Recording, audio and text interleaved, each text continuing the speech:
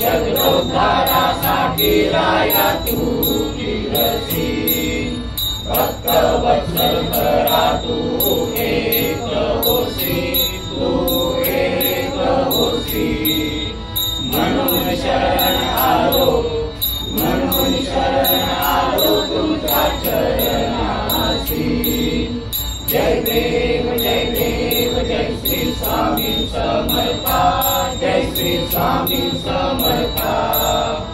आरती ओ वाळू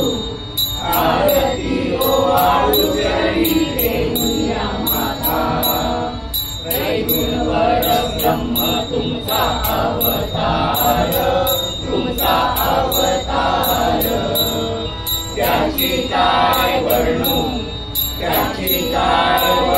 लीला पामर।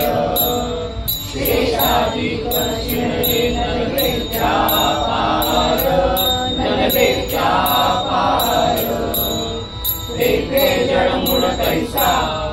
तेथे जळमुळ कैसा करुणी विस्तार। जय देव जय श्री स्वामी समर्था, जय श्री स्वामी समर्था। आरती ओ वाळू चरणी देऊया माता। देवा तू स्वामी राया, निर्जन मुनिजन ध्यानी भावे तव पाया। तुझसी अर्पण केली आपली ही काया, शरणागता तारी तुझे स्वामी राया। जय देव जय श्री स्वामी समर्था, जय श्री स्वामी समर्था। आरती ओ वाळू चरणी देऊया माता। अगतिक लीला करुणी जळमुळ उतरिले,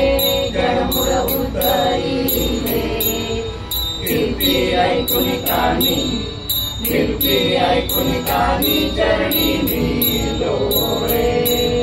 चरण प्रसाद मोठा मजले अनुभवले, तुमच्या सोटान लगे, तुमच्या दासान लगे चरणावे गळे। जय देव जय श्री स्वामी समर्था, जय श्री स्वामी समर्था।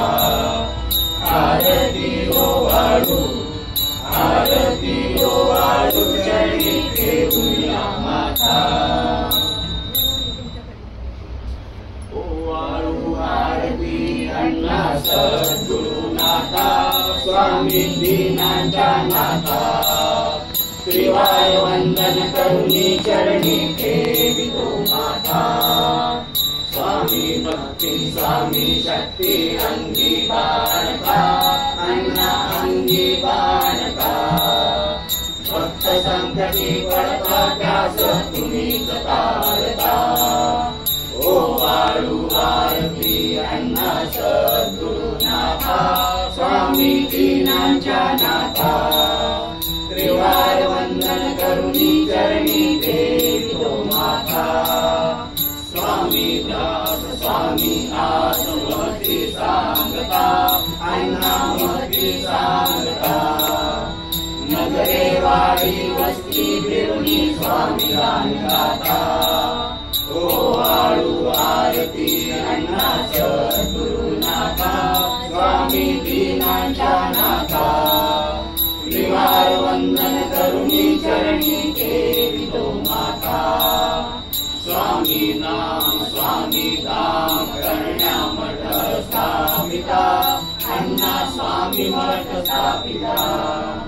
स्वामीमय जीवन तुमचे आदर्श गाथा। ओ वाळू आरती अण्णा सद्गुरुनाथा, स्वामी दीनांच्या नाथा। त्रिवार वंदन करुणी चरणी ठेवितो माथा।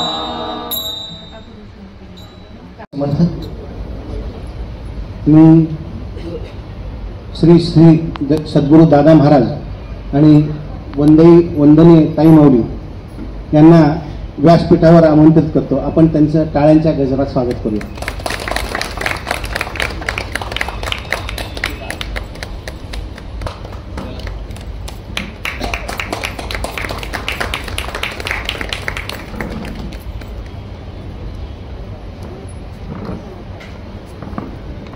या ठिकाणी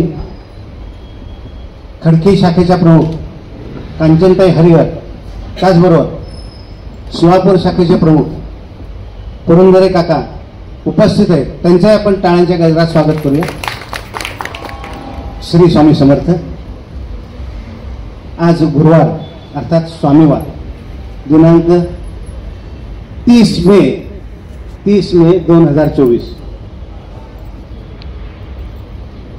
उद्याची तारीख जी आहे ती 31 मे।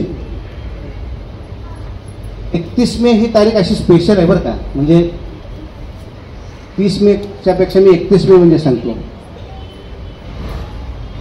बहुतेक आपले इथे जे जमलेले आहेत त्यांच्या त्यापैकी निम्म्यांचा वाढदिवस हा 1 जून असेल। निम्मी जी मंडळी बसलेत ना त्यांचा वाढदिवस 1 जून असेल। आणि 1 जून ज्याची तारीख आहे तो माणूस रिटायर होतो 31 मेला। तर अशी ही 31 मे तारीख आहे। आणि माझ्या वेळेस कसं झालं होतं की 31 मेला रविवार होता, मग रिटायर कधी आदल्या दिवशी। तर अशी ही 30 जून आणि 31 मे आणि 30 मे असं ही ह्या तारखेची गोष्ट आहे। आजचा 30 मे हा जो ही तारीख जी आहे, आपला भारत देश स्वतंत्र झाला तरी सुद्धा त्यामधलं आपलं एक राज्य आहे, आता केंद्रशासित प्रदेश आता राज्य झाले तर ते राज्य स्वतंत्र झालेले होते। त्याच्यावर पोर्तुगीजांची सत्ता होती। असं हे जे राज्य आहे, कुठलं राज्य? गोवा। आज गोवा राज्याचा दिन आहे, म्हणजे गोवा राज्य आज स्वतंत्र झालं। म्हणजे असं सुद्धा असतं बरं का की आपला देश स्वतंत्र झाला म्हणून आपण सगळे नाचलो, पण आपल्यातले काही राज्य असे होते की ते स्वतंत्र नव्हते, ते अजून ते त्यांच्या ताब्यातच होते, ते पोर्तुगीजांच्या ताब्यात होते। गोव्याला बहुतेक सगळेजण जाऊन आले असतील, बघितलं असेल गोवा कसं छान आहे। तर ते राज्य जे स्वतंत्र झालं त्याची तारीख म्हणजे आजची तारीख 30 मे। अशी ही आजची 30 मे तारीख आहे। आणि आजच्या या तारखेला आरतीचे आणि महाप्रसादाचे भाग्यवान सेवेकरी, भाग्यवान नाही अति भाग्यवान सेवेकरी असं मी म्हणेन। तर ते जे आहे ती माझी आई निर्मला हल्याळ इथं माझ्या समोर बसलेली आहे। आई हा शब्द सद्गुरूंनी सांगितला, किती आई ह्या शब्दातच महत्त्व असतं, आई या शब्दातच प्रेम असतं। आई म्हणजे विश्व असतं सगळं। तर आई, मला ते आठवतंय लहान असताना मी आई बरोबर मंदिरात जायचो, आई घेऊन जायची मंदिरात। मी भयंकर खोडकर होतो, म्हणजे आता खोड्या कमी झाल्यात असं मला वाटतंय, पण माहित नाही, समोर शुभांगी आहे। तर इकडं तिकडं दंगा करण्यापेक्षा त्याला मंदिरात घेऊन जायचं, म्हणजे मला मंदिरात घेऊन जायची। आणि त्यावेळेस आई देवाला काय प्रार्थना करायची? सगळ्यांना सुखी ठेव। आईची प्रार्थना काय असायची? सगळ्यांना सुखी ठेव, सर्वांना सुखी ठेव। आई या शब्दात किती महत्त्व आहे बघा। सर्वांना सुखी ठेव म्हणजे फक्त माझ्या मुलांना सुखी ठेव, माझ्या घरच्यांना सुखी ठेव, माझ्या ह्यांना सुखी ठेव असं काही नाही, सर्वांना सुखी ठेव। म्हणून आईचं जे म्हणणं आहे ना ते पूर्ण हो असं आपण देवांच्याकडे प्रार्थना करावी, म्हणजे आपल्या मनात जे काय ते सगळं पूर्ण होतं। अशी आईची ख्याती आहे। अशी ही आमची आई समोर बसले, वय वर्ष 84, महाप्रसाद करायची इच्छा, फक्त इच्छा बोलून दाखवली आणि सद्गुरूंनी ती लगेच मान्य केली. तुम्हाला पाहिजे ती तारीख, काय माऊली पण इथे आहे, काय जे म्हणाल ते, तसं काय नाही, तुम्हाला कुठली तारीख सूट होती, ही तारीख ही तारीख ही तारीख. आपल्या इथं गुरुवारी तारखा मिळत नाही, पण सद्गुरूंची विशेष कृपा म्हणायला काय हरकत नाही. सद्गुरूंची सर्वांवरच कृपा आहे आणि प्रत्येकालाच असं वाटतं की माझ्यावर सद्गुरूंची विशेष कृपा आहे असं. आणि आजची जे आरती ज्यांनी केली, समीर माझ्या समोर आहेत, ज्यांना मी सांगितलं होतं जरा थोडंसं शूटिंग करा. ती माझी पुतणी क्षितिजा हल्ल्या गौतम, ती कॅनडामध्ये राहते, ती आत्ता इथे आलेली आहे. तिच्या हस्ते आरती झाली आणि माझी सहचारिणी शुभांगी आणि माझ्या वहिनी, मातृसम वहिनी, मेघा वहिनी, ह्या सगळ्यांच्या हस्ते आरती इथं संपन्न झाली. आणि प्रश्न राहिला तर राहिला, आमचा गुरु कोण, असं जर मला विचारलं, मी सद्गुरूंना पण सांगितलं होतं परवा, माझा गुरु कोण. माझा गुरु हा माझा थोरला भाऊ. प्रत्येक बाबतीत म्हणजे लहानपणापासून कुठलीही गोष्ट जर शिकायची असेल तर ती मी माझ्या भावाकडनं शिकली. माझा थोरला भाऊ प्रचंड बुद्धिमत्ता, अफाट प्रत्येक गोष्टीतलं अफाट कौशल्य. आज त्याचं नाव माहिती आहे, दिलीप हल्ल्याळ हे नाव जवळजवळ संपूर्ण महाराष्ट्रात, काय देशामध्ये माहिती आहे ते वाटतं. एक पात्री कलाकार, लेखक, दिग्दर्शक, सादरीकरण आणि परत काय अजून काय काय शब्द आहेत ते सगळं आहे. मला वाटतं जवळ 12-13 सिनेमामध्ये काम केले, बरीच 20 नाटकं आहेत आणि त्यानंतर 10,000च्या वर त्याचे स्वतःचे प्रयोग झाले. असा हा दिलीप हल्ल्याळ. शाळेमधील एक अत्यंत गुणवान आदर्श विद्यार्थी. म्हणजे आम्ही शाळेत असायचो, मी, माझा भाऊ, माझी बहीण. मी तसा थोडाफार हुशार होतो, म्हणजे तेवढं काही जास्त नाही, पण माझा भाऊ आणि माझी बहीण फार हुशार होती. आणि शाळेत असं विचारायचे, हा तुझा भाऊ आहे का रे, म्हणजे माझ्या भावाला विचारायचे, हा तो दिनेश तुझा भाऊ आहे का, तो असं कसं आहे रे. माझ्या बहिणीला पण विचारायचे, तो तुझा मोठा भाऊ तो बरोबर आहे, तो दुसरा तुझा मोठा भाऊ आहे ना, तो जरा बुद्धीने जरा यथाकथा दिसतोय तो. ते अशी परिस्थिती होती. पण काय असतं, शेवटी आई म्हणते तसं काही नाही, मातेला कशी सगळी लेकरं सारखीच असतात. त्यामुळे मी सगळीकडे खपून गेलो. म्हणजे माझी हुशारी काही दिसली नाही, पण तसा मी थोडाफार होतो हुशार, म्हणजे फारच अगदी मट्टन होतो. ठीक आहे, असं हे जास्त बोलणं नको. पण आजच्या जे आरतीचा जो मान मिळालाय आणि भाग्यवान महाप्रसाद भाग्यवान सेवेकरी जे आहेत, तर त्यांना मी इथं आमंत्रित करतो. तत्पूर्वी मी एक सांगतो की कॅनडा म्हटल्यानंतर माझ्या लक्षात आलं, माझा एक मित्र सिंगापूरला आहे, त्याचं नाव अरुण पुंडलिक, आणि वहिनी म्हणजे त्याची मिसेस स्वाती पुंडलिक. त्यांनी श्री स्वामी समर्थ चरित्राचं पोथीचं पारायण केलं, तिथं पारायण पूर्ण केलं. आपल्या मंदिराची ख्याती बघा कशी, तिथं त्यांनी पारायण पूर्ण केलं आणि इथं रक्षणा पाठवून दिली माझ्याकडे, की ते म्हटले की जरा स्वामींच्या चरणी आणि सद्गुरूंच्या चरणी ती दक्षिणा फक्त अर्पण करावी, सादर करावी, आणि फक्त माझं एवढं पूर्ण झालं, स्वामींनी करून घेतलं. त्यासाठी हा त्याचा खटाटोप होता. सिंगापूरहून त्यांनी मला जीपे केलं. मी आता हल्ल्याळ परिवार आणि त्याचबरोबर माझा इथं मावस भाऊ झाला अनिल कुलकर्णी आणि प्रसन्ना वहिनी, त्यांनाही मी इथं व्यासपीठावर आमंत्रित करतो आणि सद्गुरूंना मी विनंती करतो की कृपया त्यांचा आपण यथोचित सन्मान करावा. श्री स्वामी समर्थ.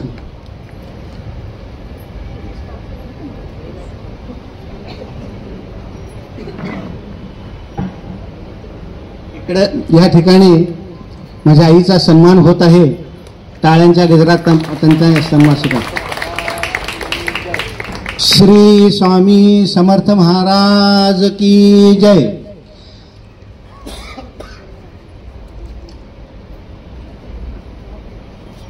मी पण हल्लाळ कुटुंबांचा भाग आहे, तर माझा पण फोटो आला तर बरं होईल.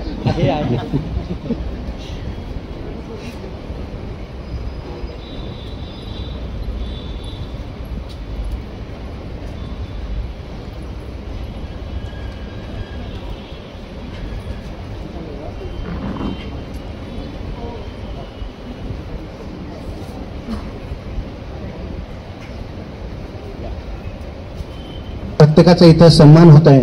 आपण टाळ्यांच्या गजरात त्यांचं अभिनंदन करूया.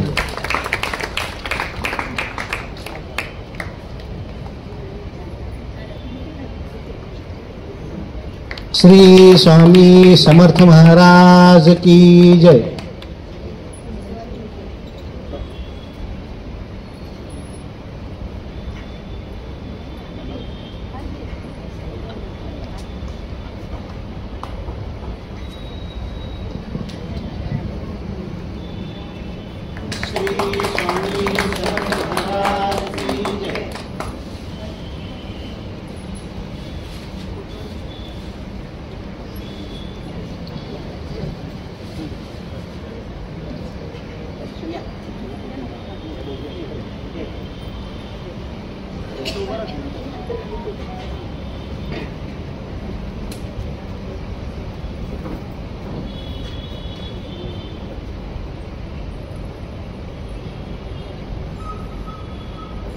श्री स्वामी समर्थ. या ठिकाणी दिलीप हल्लाळ आलेला आहे आणि जिथं दिलीप हल्लाळ आहे आणि न बोलता तो परत गेलाय असं होणं नाही. म्हणून मी दिलीप हल्लाळ यांना इथं मी आमंत्रित करतो आणि कृपया आपलं इथं मनोगत व्यक्त करावं असं मी विनंती करतो. श्री दिलीप हल्लाळ.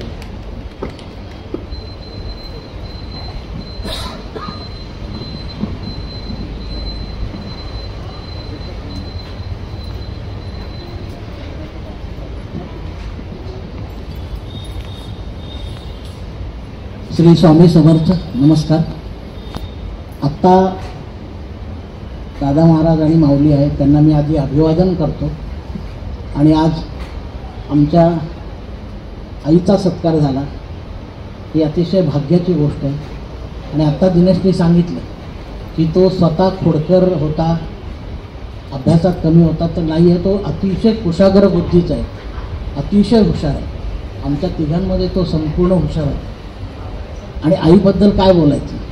आत्मा आणि ईश्वर याचा संगम म्हणजे आई.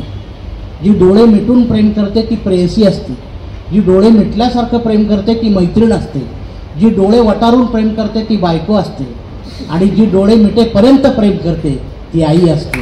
आई किती गेली. आजकाल कोणी आई म्हणत नाही, आजोबा पण म्हणत नाही. किती छान शब्द आहे आजोबा. गुलकंदासारखा शब्द दिलाय परमेश्वरानं. आईमधला आ आणि बाबामधला बा जो मायेनं जोडतो तो आजोबा, पण कोणी आजोबा म्हणतो. हे दोन पवित्र शब्द आहेत. आणि आज आईचा सत्कार झाला, अतिशय आनंद होतो मला. आणि दादा महाराजांच्या हस्ते माझा झाला त्याच्याबद्दलही मला अतिशय अभिमान वाटतो. आणि सांगायचं तर आता जास्त काय नाही आहे. एक BMW पॉश कार असते, त्या कारला एक गरीब मुलगा हात लावत असतो, पळून जात असतो, हात लावत असतो, पळून जात असतो. तो कार मालक खाली उतरतो आणि म्हणतो असं काय करतोस तू, हात लावतो पळून जातो. म्हणतो मी गरीब आहे, मला ही कार बघायला सुद्धा मिळत नाही, मी हात लावून बघितला, मला बरं वाटलं, समाधान वाटलं. तुला आवडली का ही कार, म्हणजे काय किती छान कलर आहे, किती छान रंग आहे, चल आपण एक चक्कर मारू. तो कार मालक म्हणतो. तो पॉश कार मालक त्याला आतमध्ये घेतो. नको नको म्हणे, मी फक्त हात लावला बाय झाला. नाही रे, चल आपण एक चक्कर मारू. मग तो पॉश कार मालक आणि तो मुलगा कारमध्ये बसल्यावर चक्कर मारायला जातात आणि त्यांच्यात जो संवाद होतो तो कार मालक म्हणतो तुला गाडी आवडली का. हो म्हणे, काय AC थंडगार छान आहे. खरंच तुला आवडली. हो. महाग असेल ना हो काका, तो मुलगा विचारतो. मला काही कल्पना नाही रे, माझ्या धाकट्या भावाने ती मला प्रेझेंट दिली आहे, त्यामुळे मला काय माहिती नाही, म्हणून महाग असेल, पण माझ्या धाकट्या भावाने दिली आहे मला. तुला आवडली ना कार. तो म्हटलं फार आवडली, मनामध्ये बसली माझ्या. तुला पण वाटतं ना तुझ्याकडे अशी पॉश कार असावी, अशा पॉश कारचा तू मालक असावा. तो मुलगा म्हणतो अशा पॉश कारचा मालक असावा असं वाटत नाही, तुमच्या धाकट्या भावासारखा असावं तसा हा आमचा धाकटा भाऊ. सगळ्याला विनम्र अभिवादन करतो. जास्त बोलत नाही.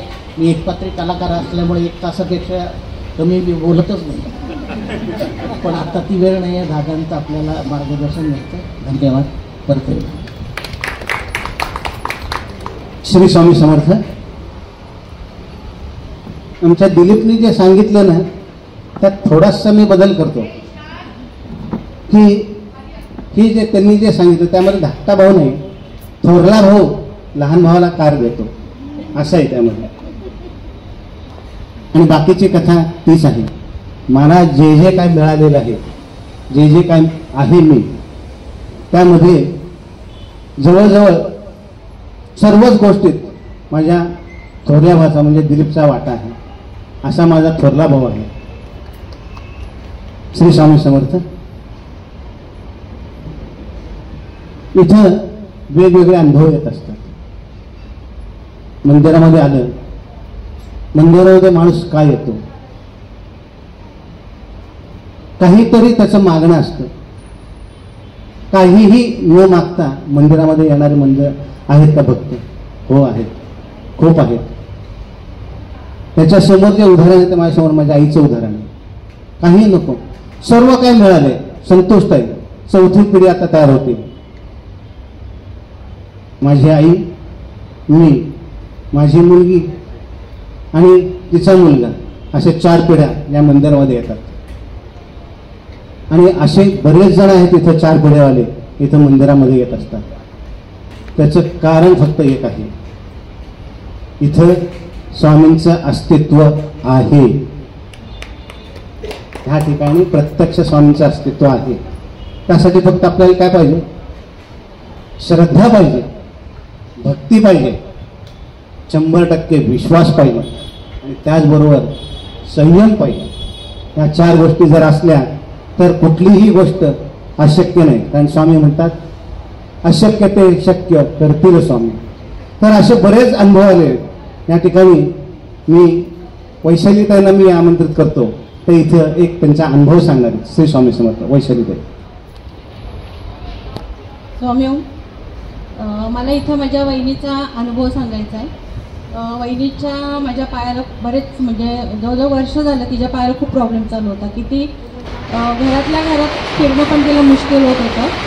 आणि अशा याच्यात तिला तिच्या मुलगा असतो अमेरिकेला जॉबसाठी, तिथं जायची तिची इच्छा होती. आमच्या सर्वांचं म्हणणं होतं की तू इथं पुण्यात हिंडू शकत नाही, तू एवढा लांब कशी काही जाणार. पण तिची खूप इच्छा होती. म्हणलं नाही, तिचे रिपोर्ट पण सगळे नॉर्मल येत होते, म्हणजे काही प्रॉब्लेम येईल असं पण काही झालेलं नव्हतं. तिला म्हटलं नाही, तू एकदा मंदिरात ये आमच्या इथं, दादांना भेट, दादा काय म्हणतात त्यांच्याशी बोलूनच तू पुढचं ठरव की तुला जाणं योग्य आहे की नाही असं. मंदिरामध्ये ती आली, दादांना भेटली, स्वामींचा आशीर्वाद घेतला. दादांना विचारलं तिने की असं असं मला जायचं, खूप इच्छा आहे, 2 वर्ष झालं मुलगा भेटला नाही आहे, तर मला जायचं आहे तिकडं, तर काय करू मी. दादांनी एक शांतपणे म्हणजे डोळे मिटून विचार केला आणि दादांनी पहिले त्यांना विचारलं तुमच्याबरोबर कोण 2 व्यक्ती आहेत का जाणाऱ्या. आणि तिच्याबरोबर खरोखरच भाच्याचा मित्र आणि त्याची बायको हे जाणार होते. म्हणजे आता दादांना ही कल्पना पण नाही की काही नाही. आणि त्यांनी विचारलं की 2 व्यक्ती कोण आहेत तुमच्याबरोबर आहेत का म्हणजे असे जाणाऱ्या. आणि म्हणजे तेव्हाच आम्हाला एकदम हे झालं की अरे दादांनी एवढं सगळं ओळखलं. ते म्हणले तुम्ही जाणार, व्यवस्थित जाणार आणि व्यवस्थित येणार. आणि त्यांच्या आशीर्वादाने वहिनी माझी जाऊन 1 महिना राहिली तिथं. आणि जाऊन फक्त घरी बसली नाही, पूर्ण नायगरा धबधबा, पूर्ण US पाहिलं तिने, फिरली सगळीकडे ती. आणि आता छान सुखरूप आनंदाने घरी आली. असं एक खूप अनुभव आहे. म्हणजे जो US ला भातचा गेलाय तो पण दादांच्या आशीर्वादानेच गेलाय. दादांनी जसं सांगितलं त्याला पण थोडं प्रॉब्लेम येत होता, MS करायला जायचं होतं. पण असे म्हणजे दादांच्या आशीर्वादामुळे आमच्या घरातले बरेच प्रॉब्लेम सॉल्व्ह झाले. स्वामी. आपल्या घरातले नाही, आपल्या सगळ्या परिवारातल्या घरातले. आपला जो एक मोठा परिवार आहे स्वामी परिवार, बहुतेक प्रत्येकाच्या घरामध्ये काही काही छोटे छोटे प्रश्न, छोटे मोठे, अतिशय मोठे, खूप खूप मोठे असे प्रश्न होते. आणि इथे आल्यानंतर खूप खूप मोठे प्रश्न चुटक्यात सुटलेले, झटक्यात सुटले. तर असा अनुभव खूप जणांना इथे येत आहे. मला वाटते आज यूट्यूबवर एक देऊळगाथावर एक एपिसोड आहे पंढरपूरचा, म्हणजे तिथल्या स्वामी भक्तांचे सुद्धा अनेक अनुभव तिथे आलेले आहेत. खडकीमध्ये अनुभव आले. खडकीचा कालचा तो कार्यक्रम जो त्यांचा होता, त्यांचा सोहळा गुरुवार सोमवारी जो झाला, अतिशय उत्तम सोहळा झाला. खूप छान, प्रगती खूप चांगली चाललेली आहे. शिवापूरचं पण तसंच आहे. मला वाटतं सगळे केंद्र आणि राणीच्या वाडीला आपण नवीन केंद्र तिथं जे स्थापन केलेलं आहे सद्गुरूंच्या हस्ते, तिथं प्राणप्रतिष्ठा झाली. तिथलेही कार्यक्रम अतिशय उत्तम होत आहे. जिथं जिथं सद्गुरूंचा सहवास झालेला आहे, तिथं वास झालेला आहे, तिथं प्रत्येक ठिकाण उजळून निघाले. असे आमचे असे सद्गुरू दादा महाराज. नवीन मागच्या मला वाटते 2 आठवड्यापूर्वी सद्गुरू दादा महाराज गेले होते माणगावला. तर तिथलं केंद्र सुरू करण्याबद्दल प्रयत्न होते आणि आनंदाची बातमी आता सद्गुरूंनी मला सांगितली, तिथलं केंद्र आजपासून सुरू झालंय.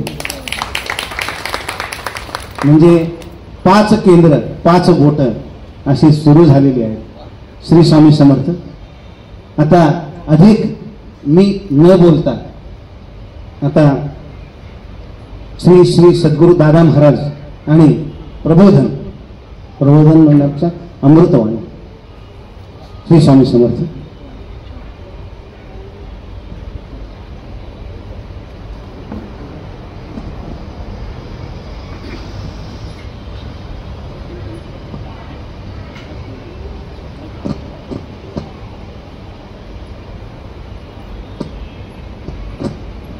श्री स्वामी समर्थ. सद्गुरूंच्या अमृतवाणीपूर्वी सद्गुरूंचे गुरु अण्णा महाराज यांचा मंत्र, त्यांनी जो दिलेला मंत्र त्याचा आपण जप करू. ह्या ठिकाणी इच्छित दाता सकल कार्य सिद्ध करता सकल दुःख हरता श्री स्वामी समर्थ नमो नमः स्वाहा. इच्छित दाता सकल कार्य सिद्ध करता सकल दुःख हरता श्री स्वामी समर्थ नमो नमः स्वाहा. इच्छित दाता सकल कार्य सिद्ध करता सकल दुःख हरता श्री स्वामी समर्थ नमो नमः स्वाहा. इच्छित दाता सकल कार्य सिद्ध करता सकल दुःख हरता श्री स्वामी समर्थ नमो नमः स्वाहा. इच्छित दाता सकल कार्य सिद्ध सकल दुःख हरता श्री स्वामी समर्थ नमो नमः स्वाहा. इच्छित दाता सकल कार्य सिद्ध करता सकल दुःख हरता श्री स्वामी समर्थ नमो नमः स्वाहा. इच्छित दाता सकल कार्य सिद्ध करता सकल दुःख हरता श्री स्वामी समर्थ नमो नमः स्वाहा.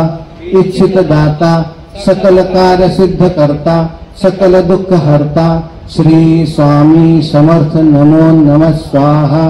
इच्छित दाता सकल कार्य सिद्ध करता सकल दुःख हरता श्री स्वामी समर्थ नमो नमः स्वाहा. इच्छित दाता सकल कार्य सिद्ध करता सकल दुःख हरता श्री स्वामी समर्थ नमो नमः स्वाहा. इच्छित दाता सकल कार्य सिद्ध करता सकल दुःख हरता श्री स्वामी समर्थ नमो नमः स्वाहा. इच्छित दाता सकल कार्य सिद्ध करता सकल दुःख हरता श्री स्वामी समर्थ नमो नमः स्वाहा. इच्छित दाता सकल कार्य सिद्ध करता सकल दुःख हरता श्री स्वामी समर्थ नमो नमः स्वाहा. इच्छित दाता सकल कार्य सिद्ध करता सकल दुःख हरता श्री स्वामी समर्थ नमो नमः स्वाहा. इच्छित दाता सकल कार्य सिद्ध करता सकल दुःख हरता श्री स्वामी समर्थ नमो नमः स्वाहा. श्री स्वामी समर्थ अण्णा महाराज की जय. श्री स्वामी समर्थ. आत्ताच जे आल्या साहेबांनी जे सांगितलं होतं मंदिराचा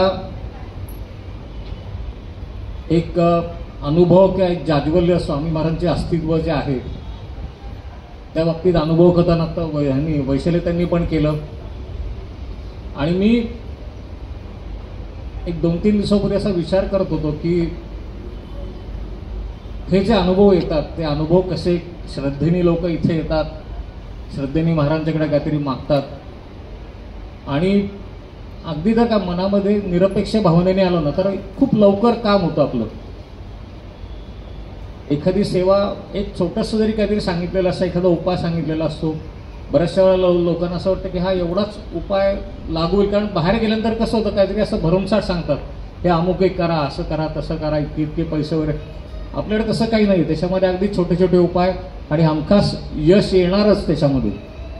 आता जे त्यांनी वैशाली त्यांनी जे सांगितलं की अमेरिकेला त्या ताई जाऊन आल्या, खरोखरीच त्या जेव्हा इथं मंदिरामध्ये आल्या तर त्यांना तेव्हा उभं पण राहता येत नव्हतं, अशी त्यांची परिस्थिती होती.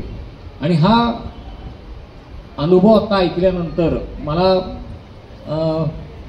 बनूताईंचा एक अनुभव आठवला आणि तो बनूताईंचा अनुभव माझ्या दृष्टीने खूप ज्वलंत म्हणता येईल की असा एक अतर्क्य महाराजांनी घडवलं. ते कसं घडवलं आणि तो मी विचार 2-3 दिवसापूर्वी मी करत होतो. आणि असं करताना की आपल्याला ते कुठेतरी गीतबद्ध करता येईल का तो अनुभव, अशी मनामध्ये एक कल्पना आली. मग तो अनुभव गीतबद्ध करायचा असेल तर मग मंदिराच्या दृष्टीने महाराजांचं इथे अस्तित्व कसं आहे, महाराज इथे कसे कार्यरत आहेत, महाराज कोणत्या रूपामध्ये आहेत, हा एक विचार सुरू झाला. आणि मग जसं जुन्या काळामध्ये गेलो, मंदिर जेव्हा आपलं बांधलं गेलं, मूर्ती प्रतिष्ठापना झाली आणि त्याच्यानंतर येणाऱ्या सणांना आपण महाराजांना कशी कशी आपण रूपं देत होतो. जसं एखादं इच्छित दैवत ज्या भक्ताचं असेल त्या इच्छित रूपामध्ये महाराष्ट्राला दर्शन द्यायचे. एखादा शंकराचा जर का भक्त असेल आणि तो गेला तर खरोखरीच त्याला महादेवाच्या रूपात दर्शन व्हायचं स्वामींचं. एखादा अंबाबाईचा जर का भक्त असेल तो गेला तर त्याला खरोखरीच अंबाबाई दिसायची. मग अशी रूपं आपण एक त्यावेळेला मनामध्ये कल्पना होती की जेव्हा आपण मूर्ती प्रतिष्ठापना इथे होईल तर आपल्याला पण असं काही करता येईल त्याच्यामध्ये. मग अशी आपण प्रत्येक जो एक सण म्हणा ते एखादा उत्सव असतो त्याला तशी ती रूपं आपण देत गेलो आणि त्या रूपामध्ये महाराज अक्षरशः इतके आपल्याला एकरूपून ते दर्शन द्यायचे. महाराजांचं रूप बदलायचं ते, त्याचे मी फोटो काढले होते, प्रत्येक रूपाचे मी फोटो काढले होते आणि त्या फोटोची मी जेव्हा प्रिंट काढली तर तो प्रिंट काढून झाल्यानंतर एक 5-6 प्रिंट वेगळ्या रूपातल्या काढल्या होत्या. आणि त्या प्रिंट ज्याच्याकडे काढल्या तो दुकानदार त्यांनी विचारलं की हे कुठले कुठले देव आहेत, तर त्याला म्हणले कुठले कुठले देव नाही, हे एकच आहे, फक्त ही रूपं वेगवेगळी आहेत. म्हणजे शंकराच्या रूपात जेव्हा महाराज असतात तेव्हा त्यांचा चेहरा वेगळा असतो, देवीच्या रूपात जेव्हा महाराज असतात तेव्हा त्यांचा चेहरा वेगळा असतो, श्रीकृष्णाच्या रूपात असतात तेव्हा तो चेहरा वेगळा. मग त्या दुकानदारांना पण खूप आश्चर्य वाटलं की एकच मूर्तीचे फोटो आणि म्हणजे इतका तो चेहरा सगळ्या याच्यात बदललेला असतो. मग असं जो विचार सुरू असताना एक गाणं परत कानावरती पडलं. ते गाणं असं होतं की ते सुधीर फडक्यांनी गायलेलं आहे, झाला महार पंढरीनाथ या मला वाटतं सिनेमातलं आहे ते. निज रूप दाखवा हो हरि दर्शनास या हो, निज रूप दाखवा. हे गाणं ऐकत ऐकत म्हणलं मग आपल्या मंदिरात त्यांनी गाणं सगळं ऐकलं, त्याच्यामध्ये कसं कसं विठ्ठलाची जे वर्णन केलेले कुठल्या कुठल्या रूपाची. मग आपल्या मंदिरातलं एक एक एक रूप माझ्या डोळ्यापुढे लागलं. मग ते गीतबद्ध झालं. ते गीतबद्ध मी आता म्हणून दाखवतो. जसं जसं प्रत्येक कडवे येतील त्या प्रत्येक कडव्याला जर का आपल्याला काही त्याच्या मागचा जो भाव माझ्या मनामध्ये येतो तो मी सांगायचा प्रयत्न करतो. गाणं असं लिहून गेलं की नितदीन स्वामी रूप दिसते या मंदिरात, नितदीन स्वामी रूप दिसते या मंदिरात, दिनप्रती हे स्वरूप स्वामी दर्शनास या हो, दिनप्रती हे स्वरूप स्वामी दर्शनास या हो. प्रत्येक दिवसाला रूप बदलत असं महाराज. जेव्हा एरवी सुद्धा तुम्ही कधी याल ना, कधी कधी खूप एकदम प्रसन्न चेहरा असतो, कधी कधी थोडासा असा थकलेला. आपण शेजारती जेव्हा करतो त्या शेजारतीला खरोखरीच महाराज एकदम असे निद्रिस्त अवस्थेत किंवा एकदम झोपरी असं त्यांचा चेहरा काल झालेला असतो. हा नित्याचा म्हणजे नेहमीचा तो बदल असतो, तो जे रोज लोक येतात त्यांना तो नक्कीच जाणत होतो. आणि मग सणासुदीला आपण कसं करतो की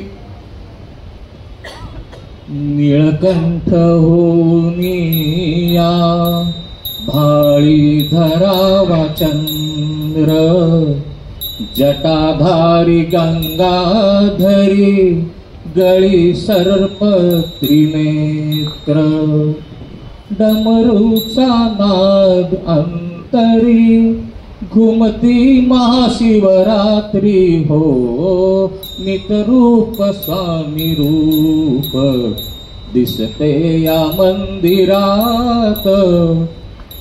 महाशिवरात्रीला जे वर्णन जे रूप आपण महाशिवरात्रीला करतो, व्याघ्र चर्म पांघरलेले आहेत, जटाधारी भस्म लावलेला आहे, त्रिनेत्र तिसरा डोळा इथे दाखवलेला असतो, त्रिशूळ आहे, डमरू आहे, जटेतनं गंगा वाहती आहे. ह्या रूपात शिवरात्रीच्या त्या दिवशी जे कोणी भक्त इथे मंदिरामध्ये येतात प्रत्यक्ष भगवान शिव बसलेले आहेत असा तो भास म्हणण्यापेक्षा दिसतात, शंकरच दिसतात तिथे. स्वामी आहेत असं नाही, प्रत्यक्ष शंकरच तिथे हिमालयात बसलेत असं वाटत असतं ते. हे एक रूप शिवरात्रीचं झालं. नऊवारी लेऊनिया चंद्रकोर लल्लाटी चाफे कळी मधुनिया नथ छोटी सुबक शोभती. नऊवारी लेऊनिया चंद्रकोर लल्लाटी चाफे कळी मधुनिया नथ छोटी सुबक शोभती. कर्णभूषणे दागिने दुर्गाती नवरात्री हो नितरूप स्वामी रूप दिसते या मंदिरी हो नितदीन स्वामी रूप. नवरात्र आलं की आपले भक्त काही महाराजांना आपण ज्या देवी रूप करतो, मग साड्यांचा भक्त लोकांचा आग्रह असतो की ह्या वर्षी आमची साडी नेसवावी, या वर्षी आमची साडी नेसवायची, साडी नेसवायची, गळ्यामध्ये अलंकार दागदागिने भरपूर, केस संभार मोठा असा सोडलेला देवीच्या रूपातला, हातामध्ये त्रिशूळ, नाकामध्ये नथ, मळवट भरलेला आहे. अशा रूपात त्या देवी रूपात महाराज त्यावेळेला ते दर्शन देत असतात. आणि बऱ्याच वेळेला असं होतं की काही संबळवादक काय कळा इथून काय असं बरोबर तो योगायोग असतो की बरोबर ती लोक नेमकी त्याला इथे आलेले असतात, बघतात की अरे देवीचं रूप आहे, ते संबळ वाजवून तिथे जातात. ते ही स्वामींचीच लीला आहे की बरोबर त्या दिवशी म्हणजे ते गोंधळवाले जे लोक असतात ते कोण ना कोणतरी त्या नवरात्रमध्ये येऊन जातं आणि ते संबळ वाजवून जातं तिथे. ते दोन तर रूपं झाली. तिसरं आणखीन एक महत्वाचं रूप आपण करतो. अन्नकोट असता होती श्रीकृष्ण नीलकांती पर्जन्याचे घन धरी गोवर्धना परी. अन्नकोट असता होती श्रीकृष्ण नीलकांती पर्जन्याचे ढग धरी गोवर्धना परी. कोटी सूर्य तेजमुखी उजळे दीपोत्सवी हो नितदीन स्वामी रूप घडते या मंदिरी हो. अन्नकोट आपल्या मंदिरातला एक मोठा उत्सव, मोठा सण म्हणता येईल. त्या दिवशी श्रीकृष्णाचं महत्व असतं. त्या दिवशी हल्लाळ साहेब सांगतात की आज निळं वस्त्र झाला, निळं वस्त्र त्यांच्यातर्फे खास आणलं जातं.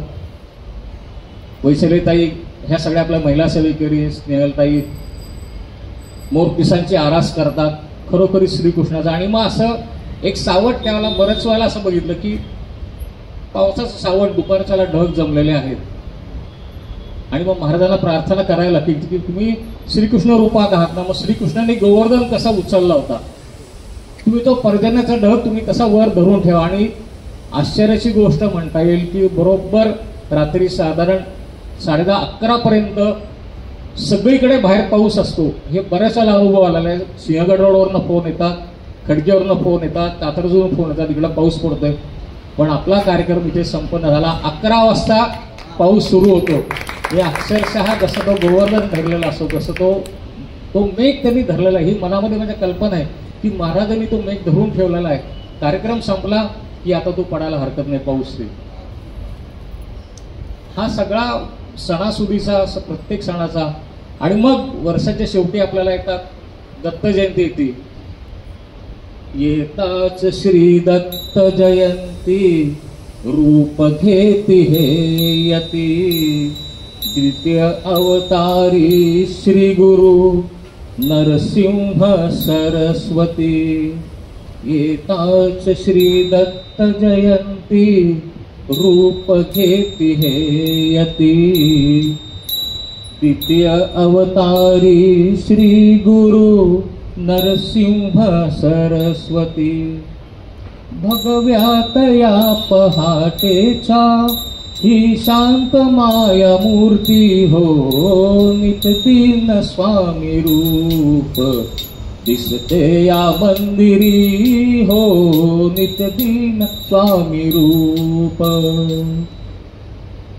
दत्त जयंती म्हणलं की तो गुरुचरित्र पारायणाचा जो सप्ताह असतो आणि श्री गुरु म्हणजे नरसिंह सरस्वती महाराजांचं रूप आपण इथे त्याला केलेलं असतं. स्वामींना संपूर्ण भगवी वस्त्र, भगवा झेंडा आणि तो भगवा जो रंग आहे ना तो मला असं वाटलं की तो पहाटेच्या वेळेला एक विशिष्ट प्रकारचा भगवा रंग असतो. तो आकाशामध्ये कधी आपण बघितलं, मी कधीतरी क्वचित मी उठतो पण एखाद्या वेळेस कधीतरी समजा बघितलं तर तो भगवा तो रंग मला असं वाटलं की पहाटेची ही शांत माया मूर्ती. पहाटेची वेळ जी असते ना ती शांत असते. दिवस बघा दिवसभर गजबजलेला असतो, रात्र सुद्धा हल्ली गजबजलेलीच असते.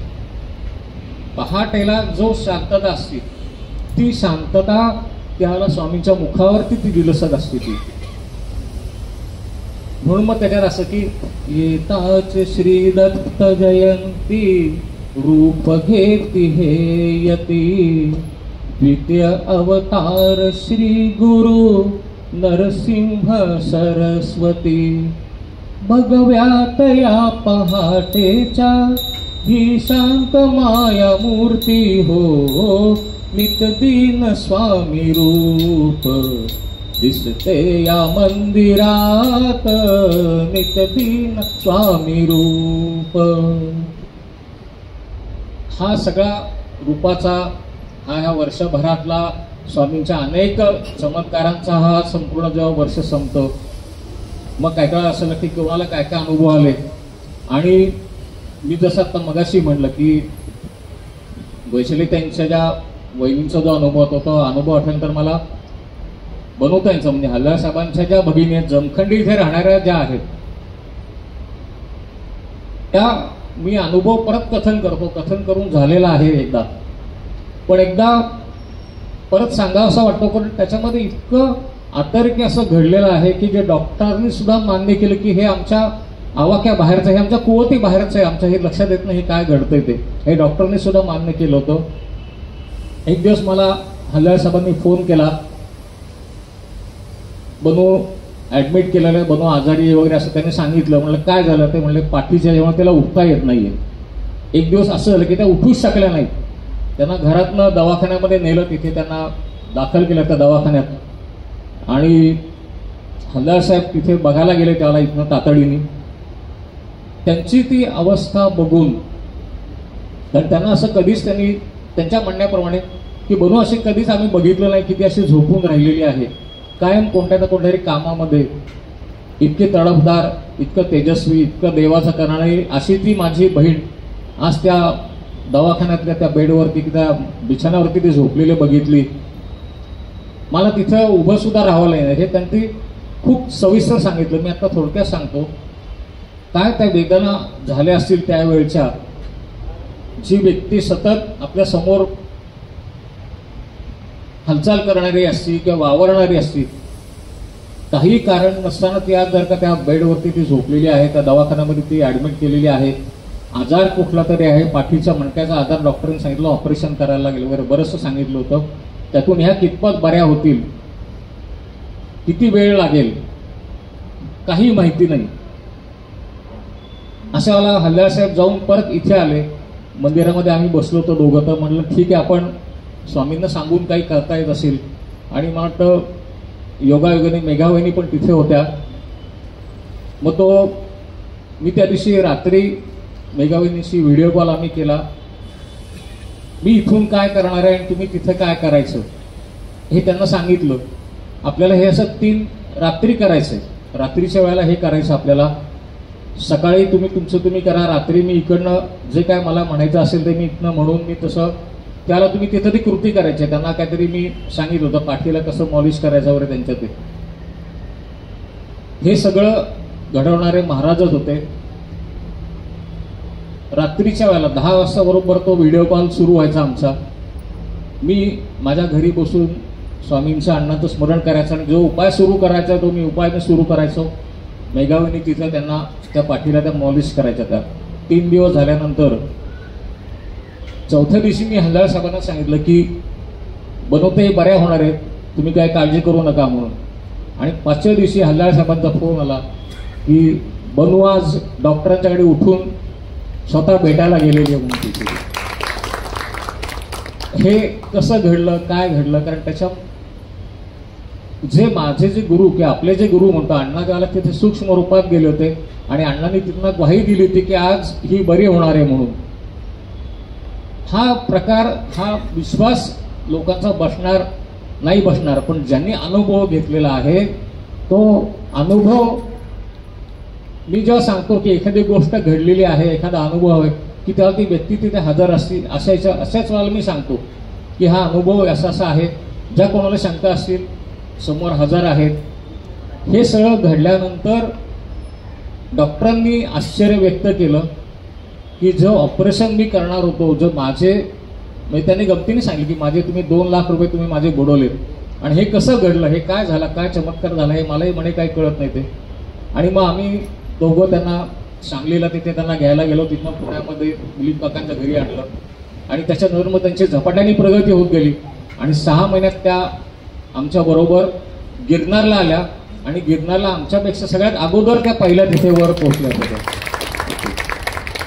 हा सगळा जो अनुभवाचा भाग आहे तो पण गीतबद्ध झालाय. आता तो मी फार तर मी सलग म्हणून दाखवतो. मी तुम्हाला अनुभव सगळा सांगितला म्हणताना आता मी ते सलग म्हणून दाखवतो.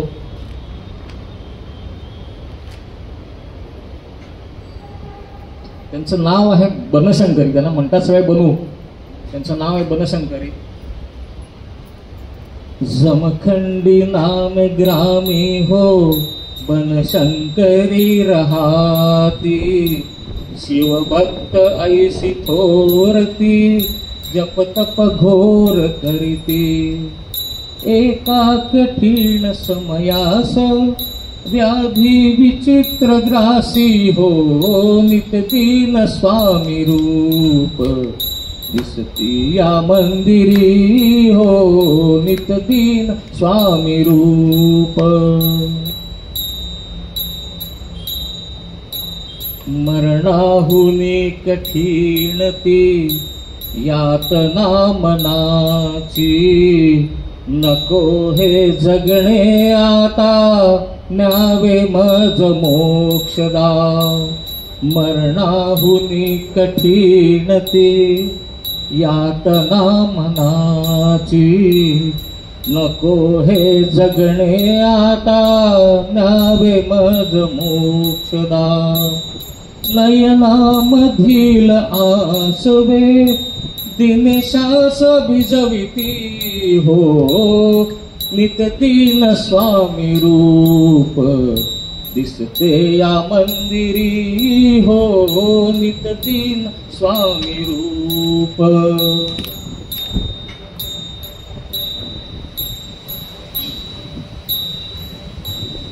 ऐसे अतर्क घडविले श्री स्वामी दया घनी हो, प्रत्येक प्रत्यक्ष तिथे अण्णाच गेले सूक्ष्म रूपी हो, व्याधी पळून दूर नेले तिला गिरिनारी हो, नितदीन स्वामी रूप दिसते या मंदिरी हो, नितदीन स्वामी रूप।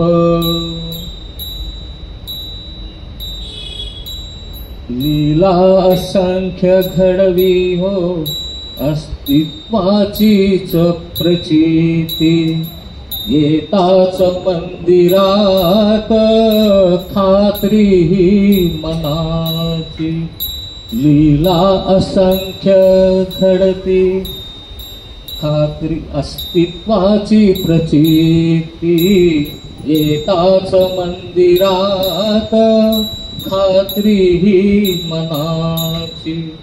स्वामी चरण उमटले, स्वामी चरण उमटले, गुरुवारी गर्दी भारी हो, नितदीन स्वामी रूप दिसते या मंदिरी हो, नितदीन स्वामी रूप दिसते या मंदिरी हो, नितदीन स्वामी रूप।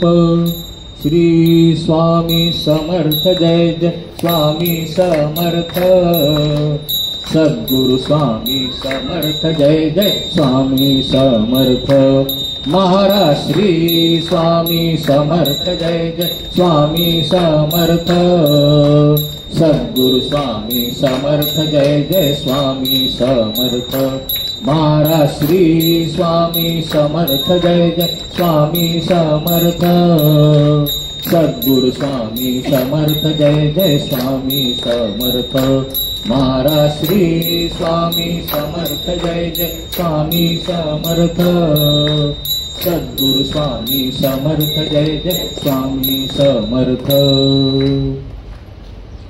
आजच्या गुरुवारी मी इथे थांबतो।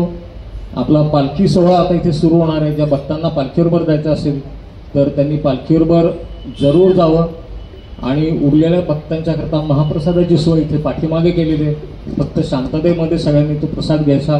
नामस्मरणाच्या आपल्या मनातल्या मनात आपण नामस्मरण सुरू ठेवायचं आणि मग प्रसादाचा तो आनंद घ्यायचा। आपल्याला स्वामींचा पण जय जयकार करू आणि पुढचा पालखी सोहळ्याला नंतर मग सुरुवात करू।